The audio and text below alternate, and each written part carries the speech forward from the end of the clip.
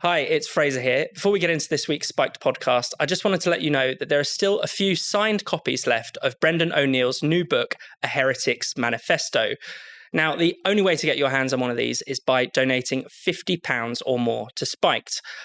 And if you do that, not only will you get a signed copy of this brilliant book, you'll also get access to Spiked Supporters, our online donor community.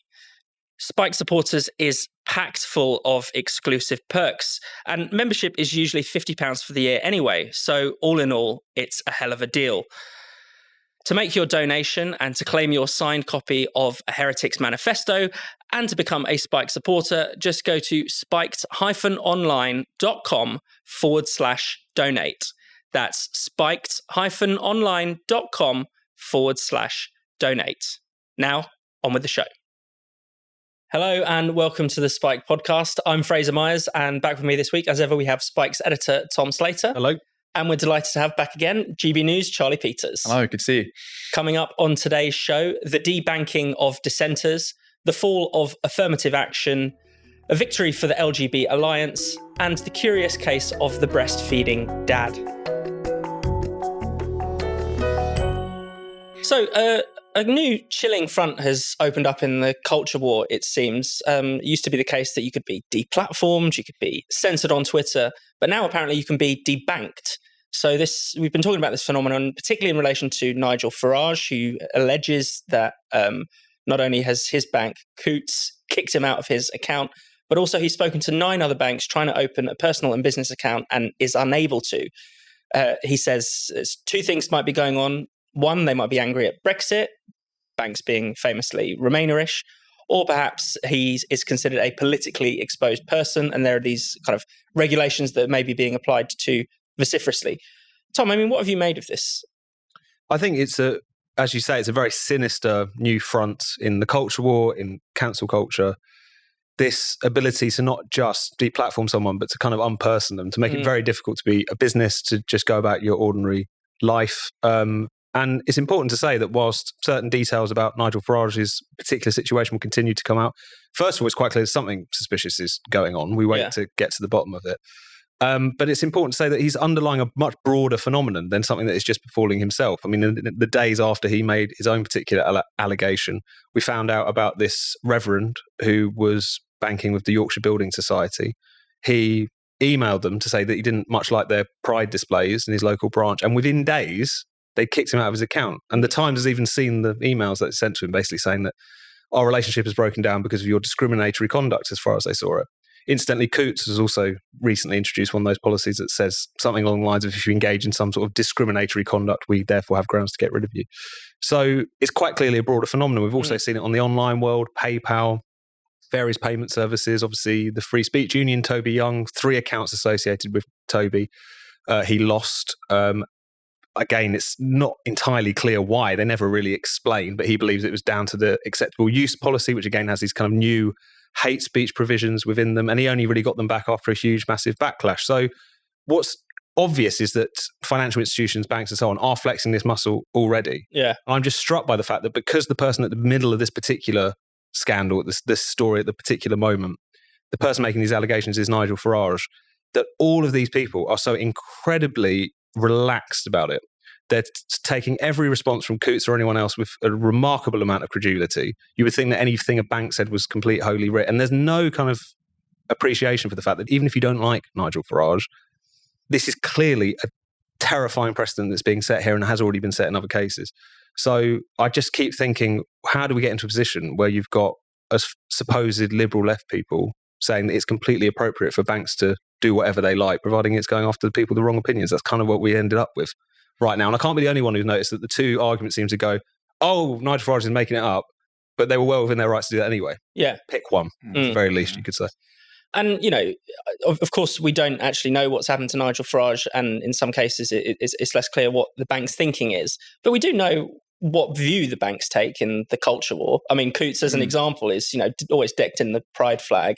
I mean, Halifax last year famously got into a row with customers. It didn't cancel anyone's account, as far as we're aware. But when it did say that if you don't agree with transgender pronouns, don't bank with us, we don't want your custom.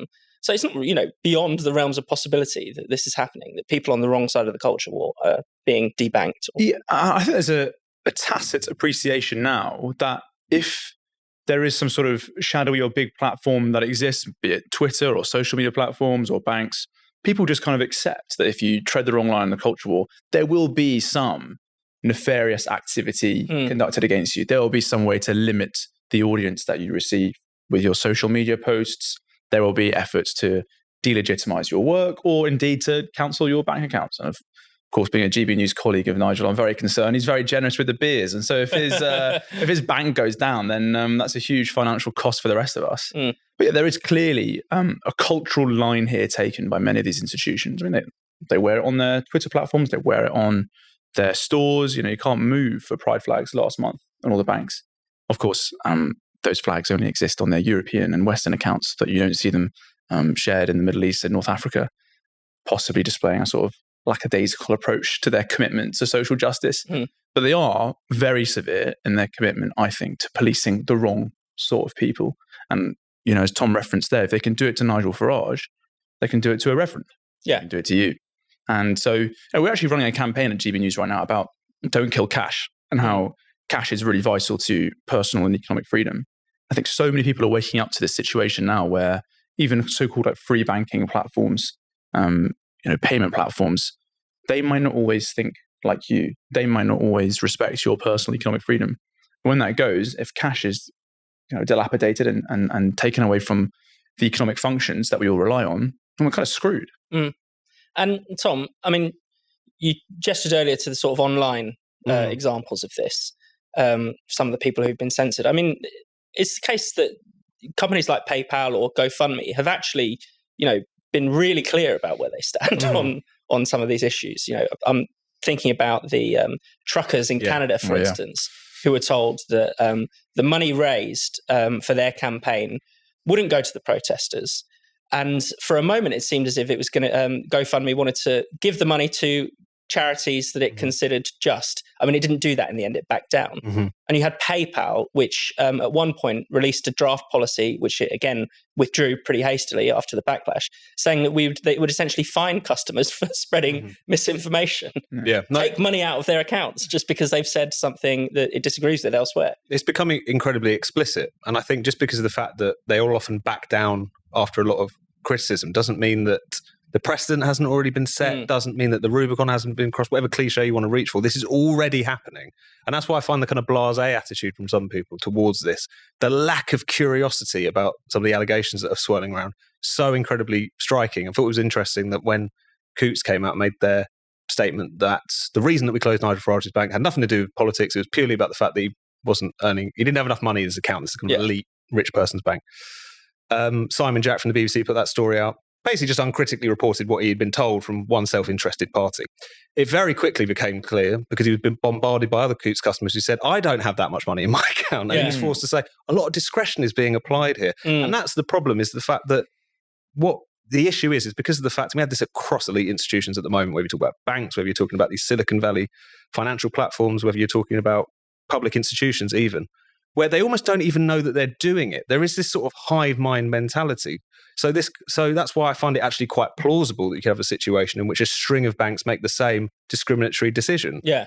And I just find it so striking that, again, there's a kind of lack of appreciation that there's certain things in life that you really can't do without.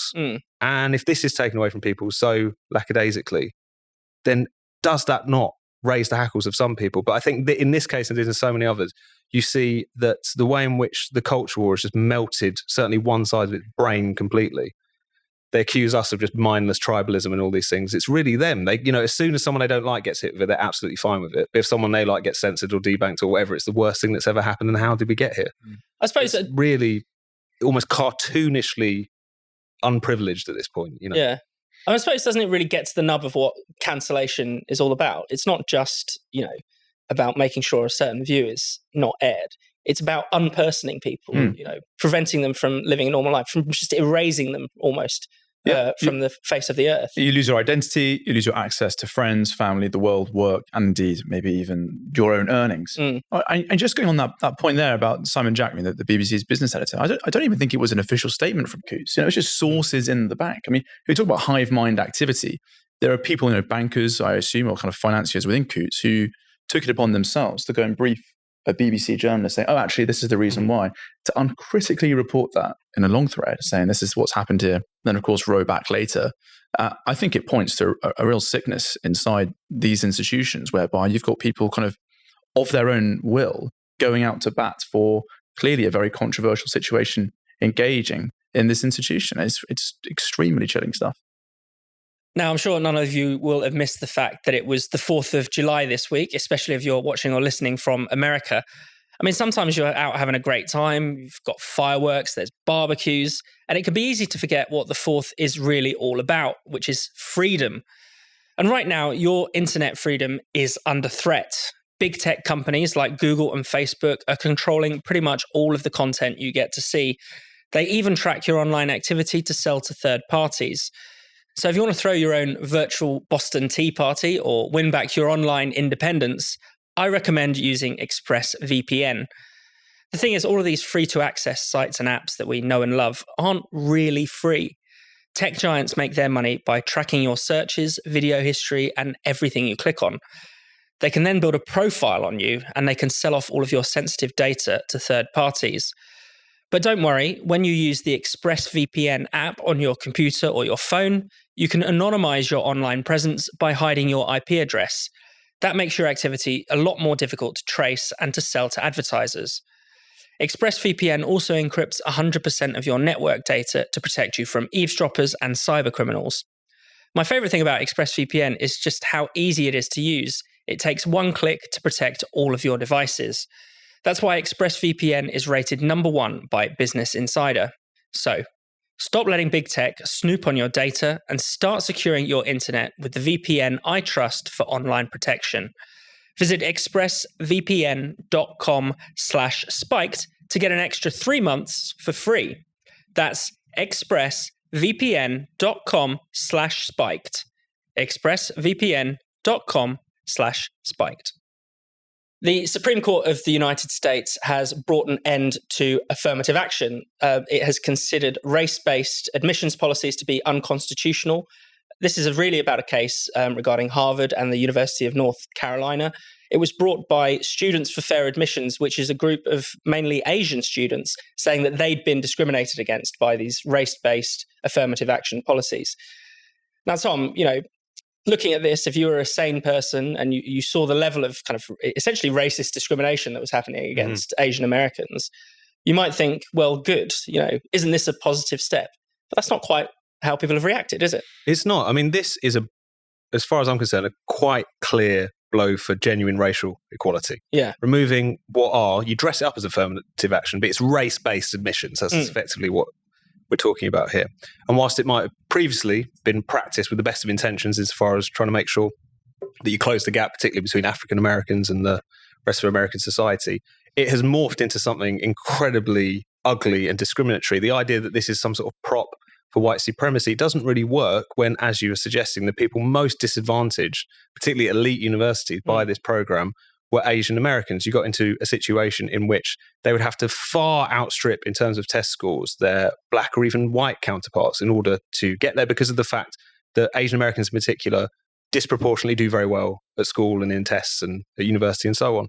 So you had a situation in which you had elite universities having to concoct increasingly, to my mind, almost explicitly racist sort of policies in order to keep those numbers down. You have these kind of racial bean counts. We've got too many Asians. What we can do about it?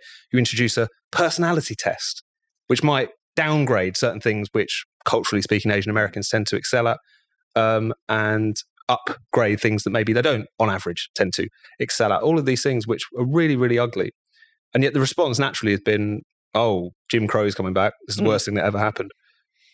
The other thing that's so mad about this is the fact that affirmative action as well is something that has benefited a very small layer of American ethnic minority society. Yeah. Wilfred Riley made this point on Spiked today was that even if you're talking about black Americans, there's this kind of notion about that what these policies were doing were plucking kids from the inner city ghettos and putting them in elite universities. It's not what was happening. Yeah. The primary beneficiaries of it, particularly amongst the black American population, were often the very well-to-do, very well-educated sons and daughters of Jamaican or African immigrants, for instance. And what you kind of had an incredibly perverse situation where they were advantaged, where, say, the son or daughter of a Vietnamese cab driver was disadvantaged. Yeah. How could anyone defend this? And it's also striking that, again, it cuts across party lines. You poll Americans, do you think you should have race-based admissions? 70% of them say no. Yeah. But it does, as I say, speak to the very topsy-turvy world that we live in now, which is to say that a move to remove race as a criterion for whether or not you should get into university is seen as a blow for white supremacy, even when doing so will disproportionately benefit Asian Americans. But that's the rabbit hole we've tumbled down in recent years. Charlie, what have you made of it? Well, I mean, I read Thomas Sowell's book, Intellectuals and Race, an incredible kind of creed against affirmative action a few years ago. And I just had a kind of 2-minute audiobook summary of all the arguments in it, which is pretty useful. It saved you. Yeah, good effort there. Yeah, what a waste of time I had on that. So I think it's a pretty significant blow against sort of the race communism, obsessive, identitarian, racialized politics we've had, whereby any differences between groups are treated as huge evidences of structural hate, and that the system is designed to attack certain groups.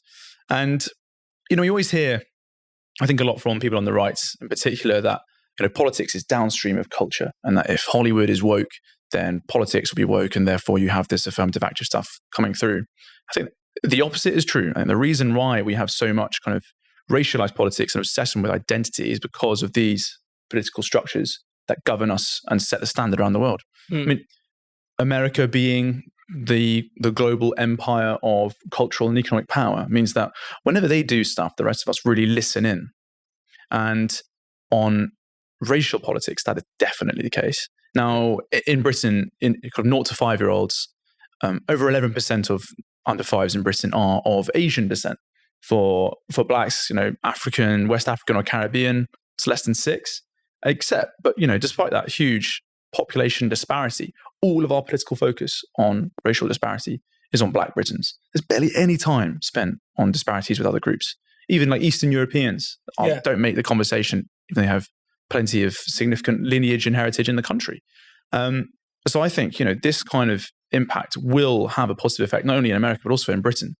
All those American companies and universities that recruit from Britain, that have an impact on our cultural setting and our national conversation, no longer will they have the political justification, I think, to push this nonsense onto us. So that's my hopeful take on this change. Yeah, I suppose it is.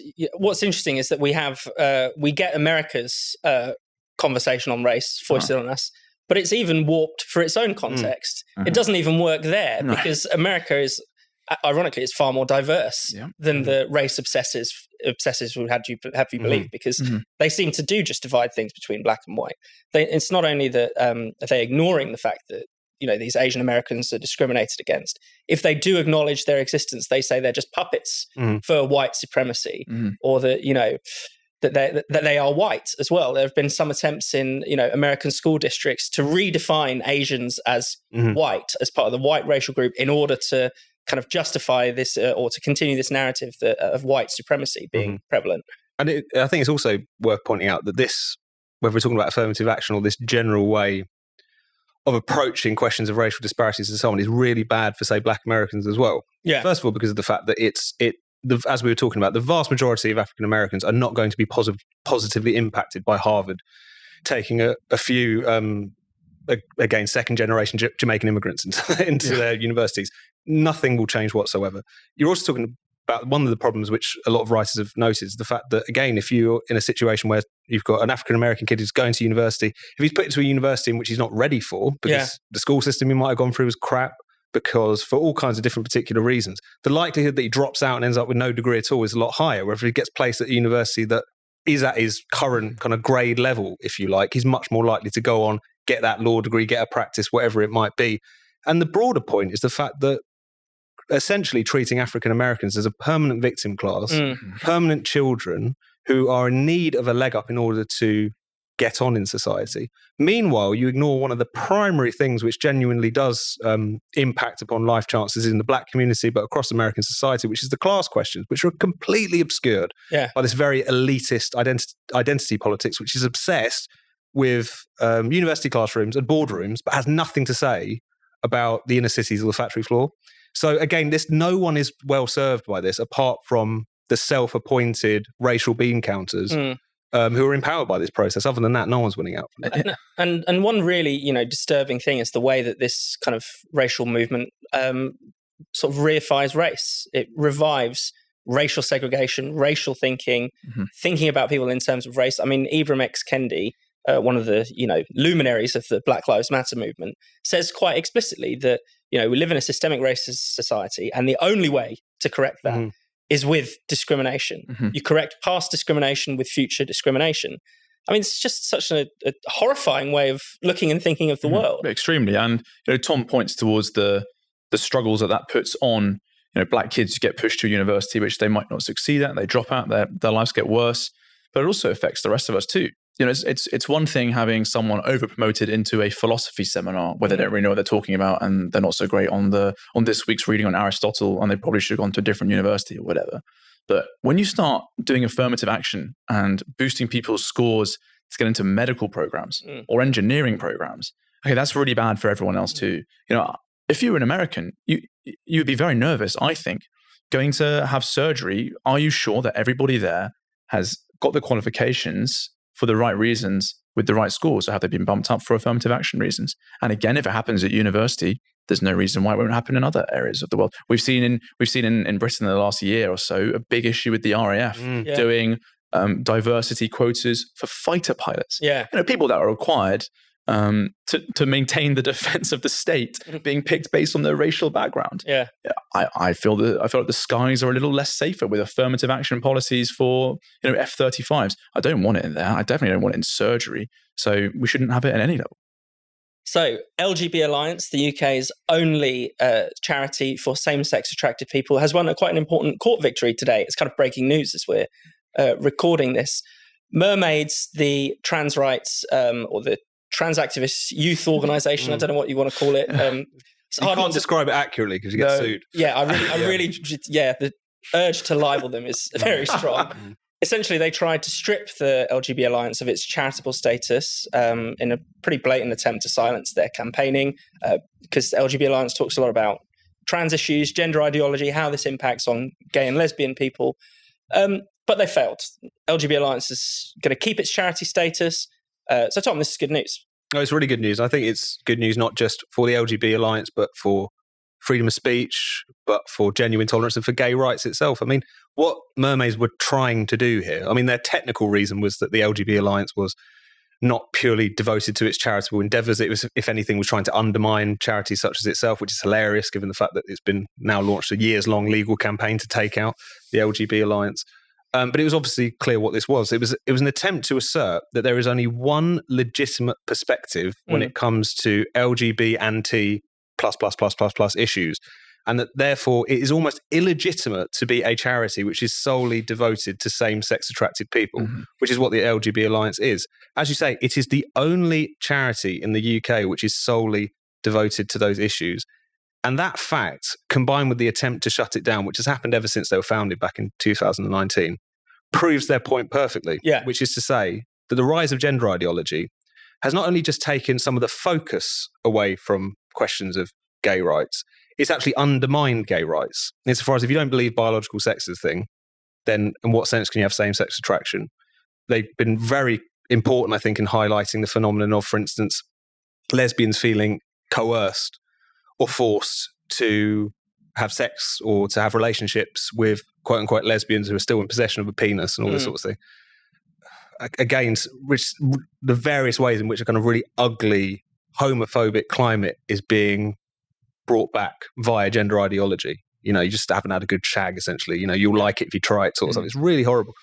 But also in talking about the questions around children, which is obviously pertinent to Mermaids, which is to say that again, if we're dealing with gender ideology, if we're dealing in these incredibly regressive stereotypes around, I mean, mermaids would literally have a wall chart that would have G.I. Joe on one hand and like Barbie on the other and say, that's male, that's female. Yeah. What do you identify with?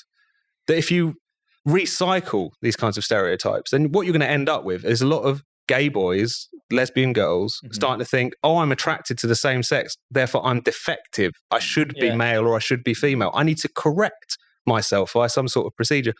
And that's horrifying. And yet, again, through raising these very important points, there was just this desperate attempt to crush them. Good thing about this, not only just that it's burnished free speech, as we're talking about, their right to campaign on these particular issues, but it's also that I think they've run a bit of a moral victory as well, as far as a lot of the points that they were set out to make were also been vindicated throughout this whole painful and very expensive process that they've had to been put through. There were some quite interesting moments at the tribunal. One of the chairs of trustees said she didn't know whether babies have a sex when they're born. For instance, of the trustees of mermaids, I should say.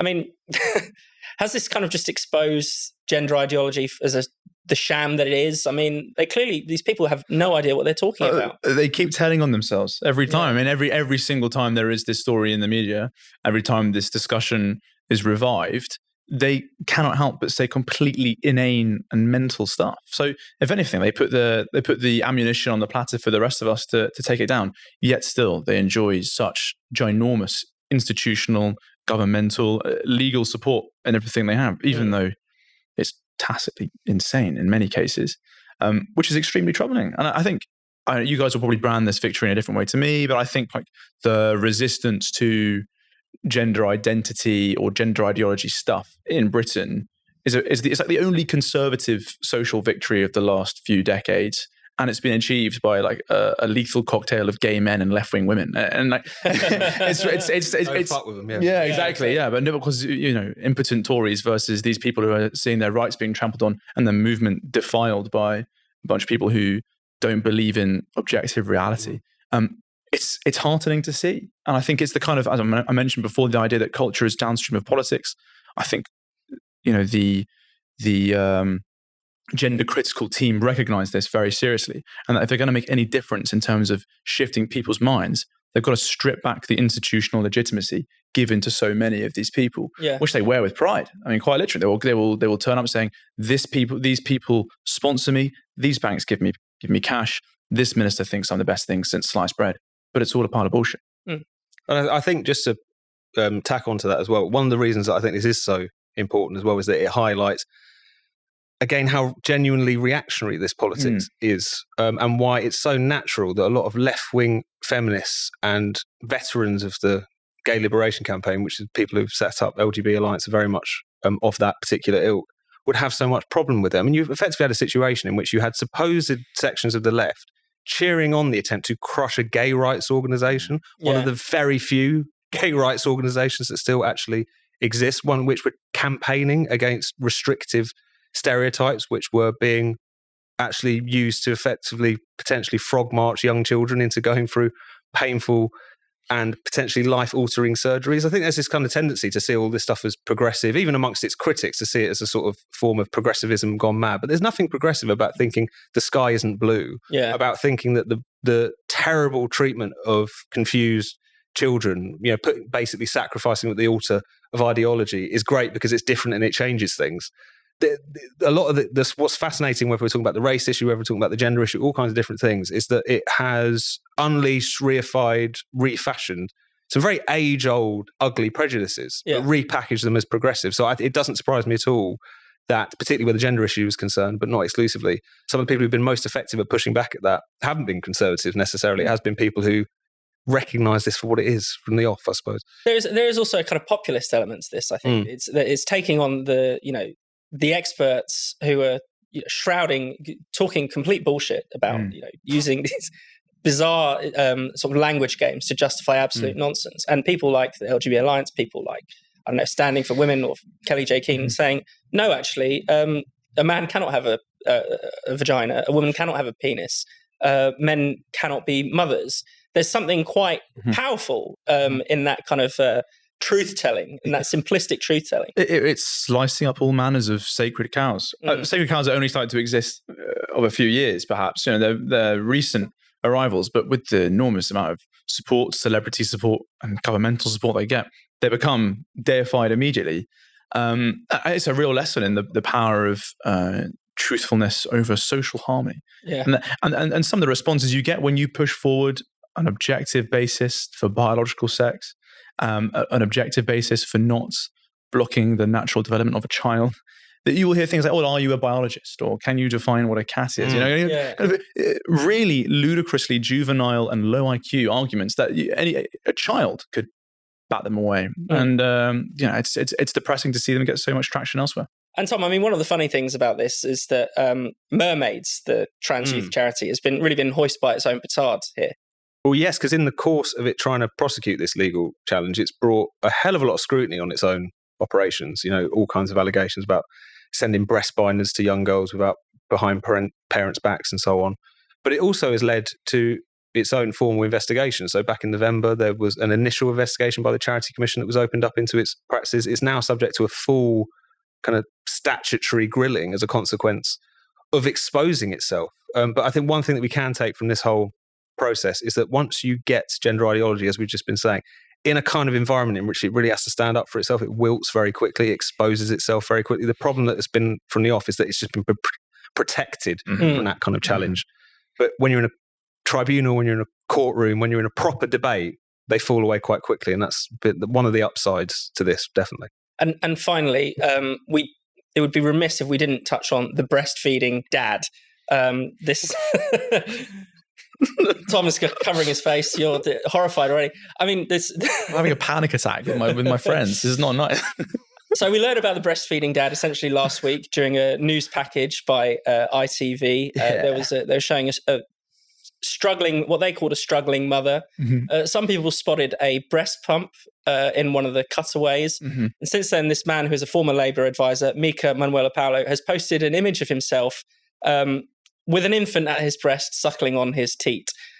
This has surprised a lot of people. It shocked a lot of people. It seems to really be the sort of sharp edge of this gender ideology thing that we're talking about. Well, yeah, I think it points to the obsession with ticking identitarian boxes within news broadcasting, that whenever ITV is looking for a struggling mother and the person they pick out is a former Labour advisor, a trade union Congress member, activist, and is a man who believes that they are a mother and can deliver breastfeeding. It ticks every box that they could ever want. But clearly it's palpably nonsense. This person isn't a mother, and to display your breastfeeding pump next to the sink, it's almost like showing off your cultural power over the rest of us, that I can get away with this. Yeah, I can show you that I'm a mum and you can't do anything about it. And if you do say something about it, you might get arrested. You might get kicked out of your life. Yeah, it's a provocation. It feels like that anyway. It was the perfect example, as you were just saying, Charlie, of how this is settled in the debate about who starts the culture war, who provokes, who is gaslighting people. It was fascinating to see that clip went out. And then you had, say, Rosie Duffield, still just about in the Labour Party, despite her horrendous God bless her, says, "I'm sure this individual is a lovely person. However, he's not a mother." Yeah. And again, the scorn heaped on her for saying something like that. And again, it's that thing that we've seen time and time again, which is through all of this identitarian nonsense, you effectively had the cultural elites and the establishment saying, 2 + 2 = 5. Tell me that I'm wrong. Yeah. And this is surely the most insane example of it that we've seen yet. And if you're an actual mother, if you're a woman who is pregnant, you're a pregnant person, you're a birthing parent, you're a person with a bonus hole, I don't know if people, or a non-man. A woman with an X in your name for some reason. Or a WMXN. Yeah. But if you're a man, you can be a mother. Yeah. You can be a woman. Yeah. Stay of the world, I suppose. It gives you enormous amounts of faith.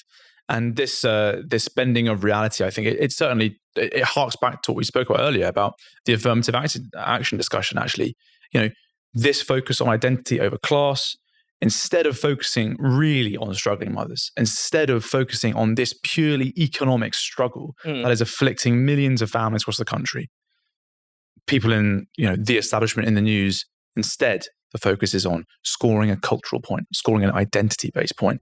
No, this actually really matters. People are suffering. Please don't take the piss. Thank you so much for watching the Spiked podcast. We'll be back next Friday. If you hit subscribe and click the bell, you'll never miss an episode. And in the meantime, why not check out all of Spiked's other videos and podcasts on this channel? And for more Spiked content, find us at spiked-online.com.